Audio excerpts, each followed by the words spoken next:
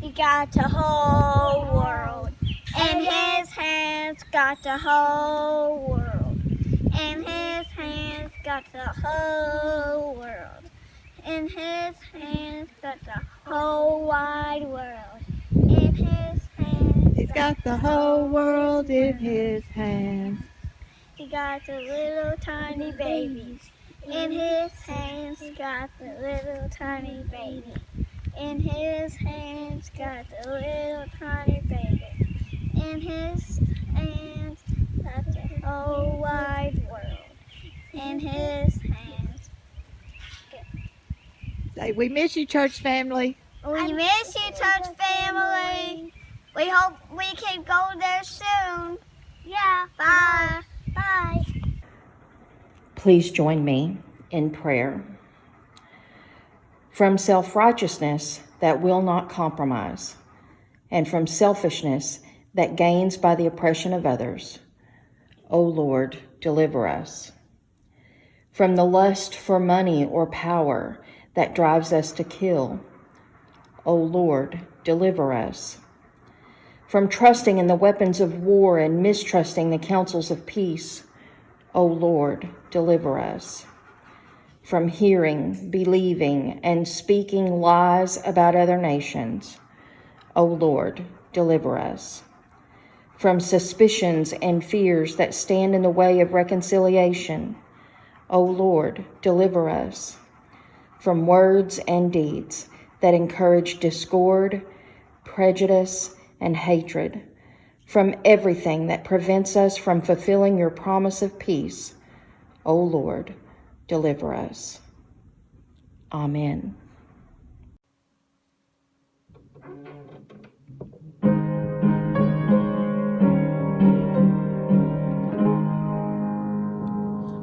God sent his son, they called him Jesus.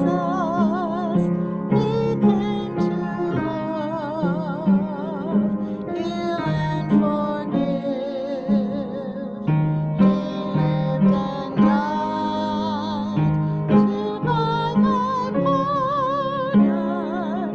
An empty grave is there to prove my Savior lives. How sweet to hold a newborn baby and feel the pride and joy he gives. But greater still, the calm assurance this child can face uncertain days because he lives. And then one day I'll cross the river, I'll fight life's fight no more with pain. And then as death gives way to victory, I'll see the lights of glory, and I know he reigns. Because he lives, I can face tomorrow. Because he lives, all fear is gone. Because I know he holds the future, and life is worth the living just because he lives.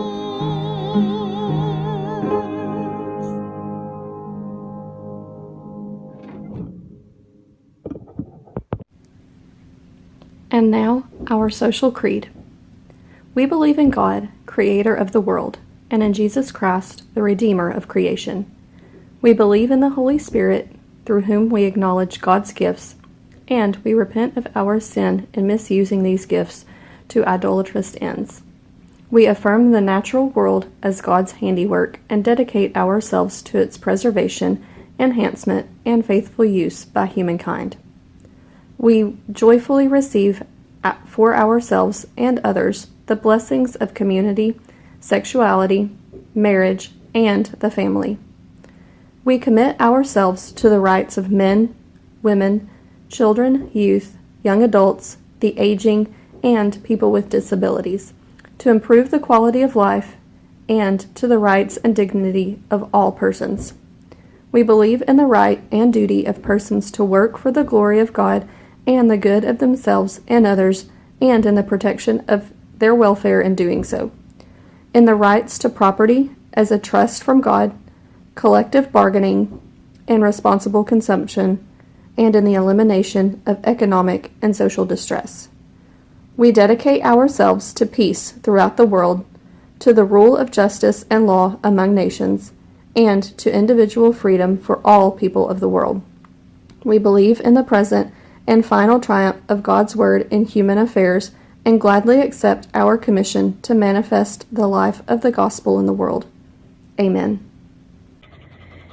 Hear these words from Matthew chapter 28, verses 16 to 20. Now the 11 disciples went to Galilee, to the mountain to which Jesus had directed them. When they saw him, they worshipped him, but some doubted. And Jesus came and said to them, "All authority in heaven and on earth has been given to me. Go, therefore, and make disciples of all nations, baptizing them in the name of the Father, and of the Son, and of the Holy Spirit, and teaching them to obey everything that I have commanded you. And remember, I am with you always, to the end of the age." This is the word of God for us, the people of God. Thanks be to God. Good morning. This is an affirmation of faith for Trinity Sunday. I believe in the Spirit of God that swept over the face of the deep and created the heavens and earth. I believe this same Spirit swept over the waters of the Middle Passage and created the will to live deep in the hearts of our African ancestors. By God's Spirit did we come to know that we were created by God and belong to God, even in the days of chattel slavery.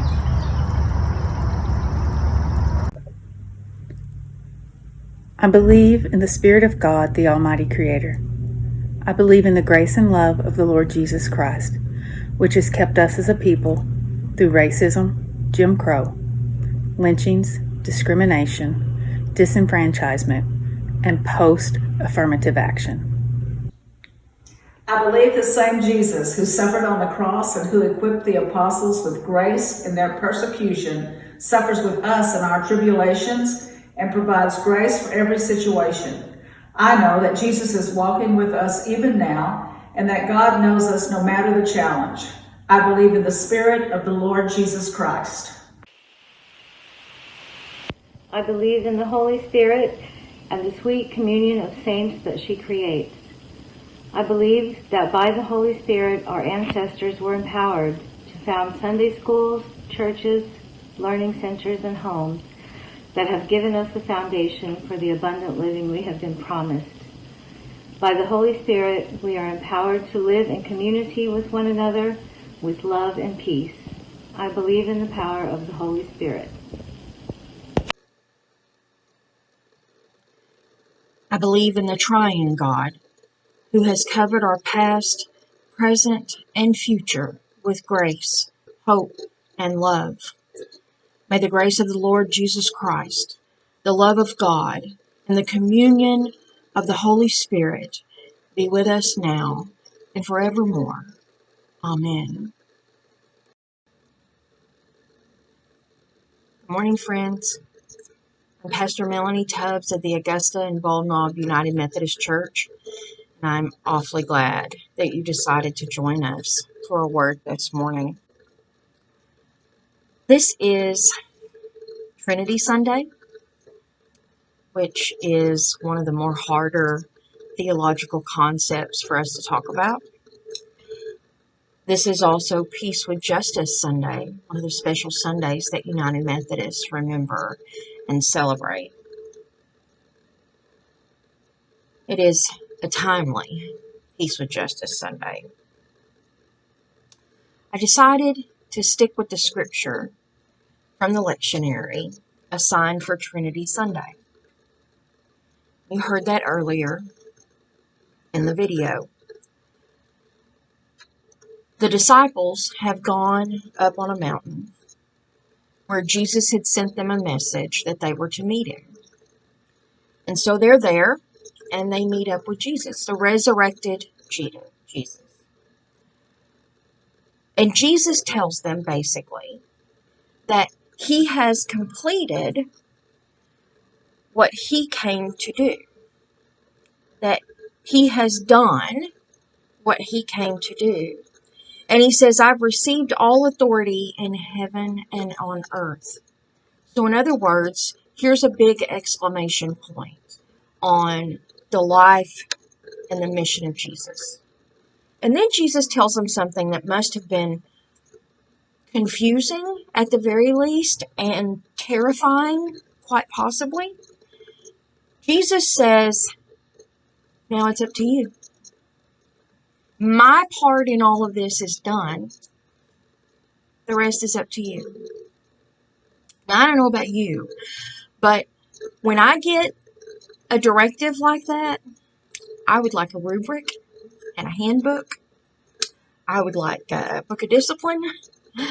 I want something that lays it out what the expectations are and what exactly I'm responsible for and what I'm not responsible for and what the consequences are if I get it wrong. I need some exact instructions here. But it's just like Jesus to not give them that. Jesus says, go and make disciples of all nations. Well, what does that mean? Does that mean they're supposed to do with everyone on earth, all nations, what Jesus did with them? Take a ragtag bunch of outsiders and include them and love them, teach them? Isn't that what Jesus did with the disciples that are hearing this right now? Well, what does that even mean? To make disciples. In our denomination, in the Methodist denomination, we talk about discipleship all the time. What does that mean, and what does that look like, and how do you know when you're doing it, and when is it fruitful, and how can you make it more fruitful? And I mean, there's entire sections in the book list on it.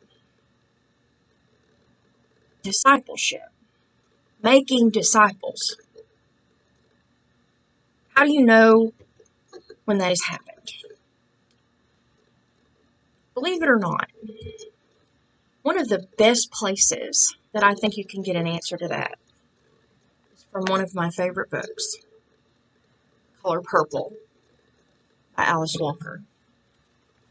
In it, Celie and Shug are talking about whether or not they even believe in God, whether God has let them down, whether God has allowed all the bad things to happen, and in their own oppressed lives, they wonder if God must be white because of all the bad things that God has let happen. But here's, I think, where they get to the bottom of it. Here's the thing, say Shug. The thing I believe.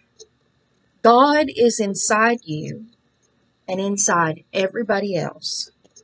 You come into the world with God, but only them that search for it inside find it.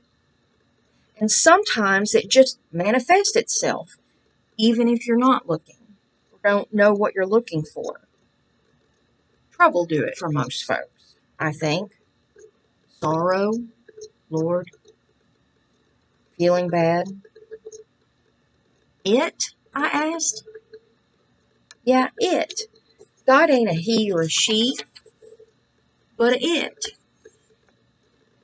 But what do it look like? I asked.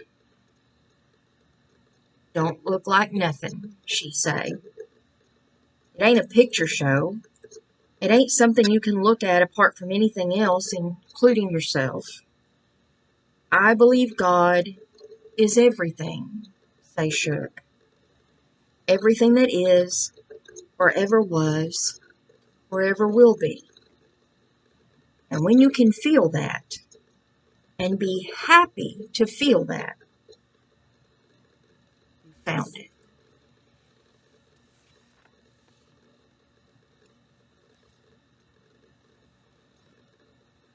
Those are some deep theological words, wise words,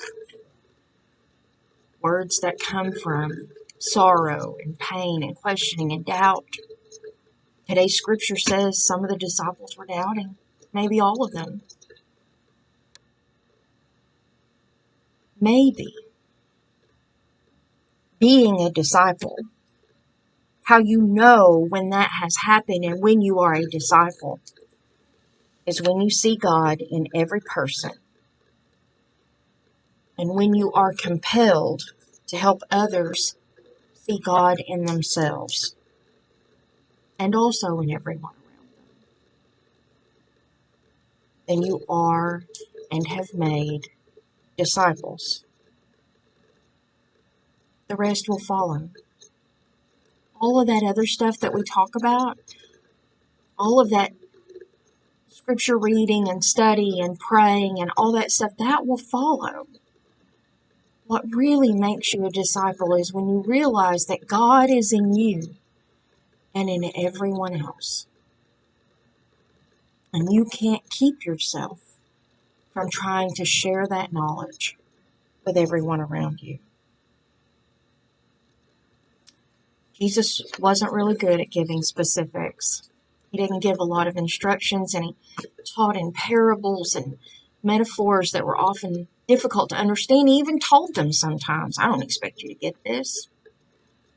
You probably won't understand it now. You know what I'm saying? But notice the last line in Matthew. The last line that Matthew says that Jesus said to these disciples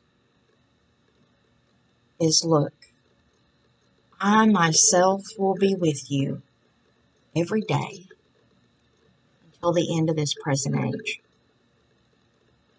You're not expected to have to do it alone. Rely upon Jesus. Rely upon the Holy Spirit. Search for God. See God in yourself and in everyone around you. And then teach others to do the same. Do so in the name of the Father, and the Son, and the Holy Spirit. Amen. May God have mercy on us all this week. Make a difference. Be a helper. Share grace. Make disciples.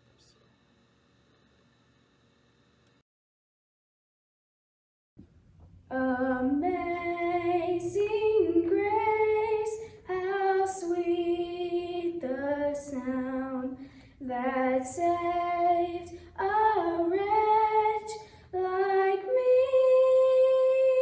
I once was lost, but now am found, was blind, but now I see.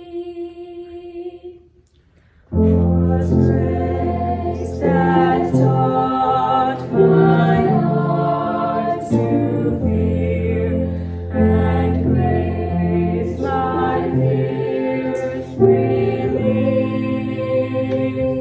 How precious did that grace appear, the hour I first believed.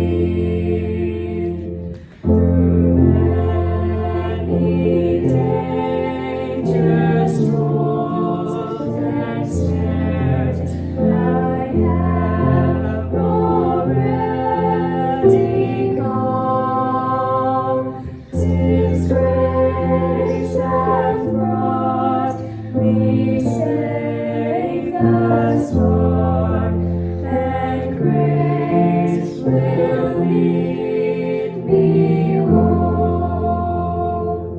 The Lord has promised good to me.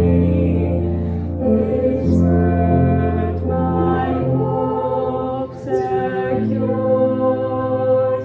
He will my shield and portion be, as long as life endures.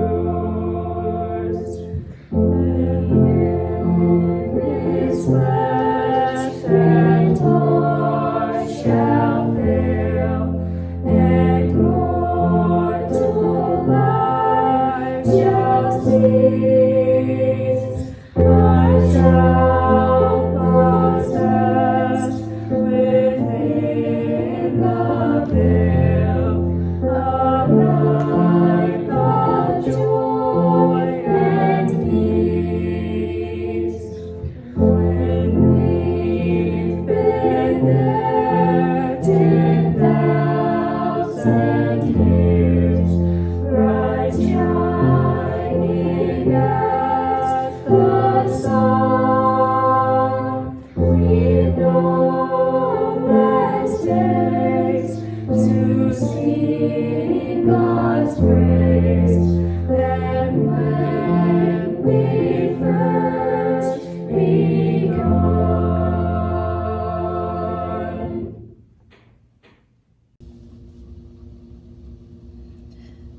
Prayer for a new heart. Thou who art over us, thou who art one of us, thou who art, give me a pure heart that I may see thee, a humble heart that I may hear thee, a heart of love that I may serve thee, a heart of faith that I may abide in thee. Amen. Surely the presence of the Lord is in this place. I can feel His mighty power and His grace. I can feel the brush of angels' wings. I see glory on each face.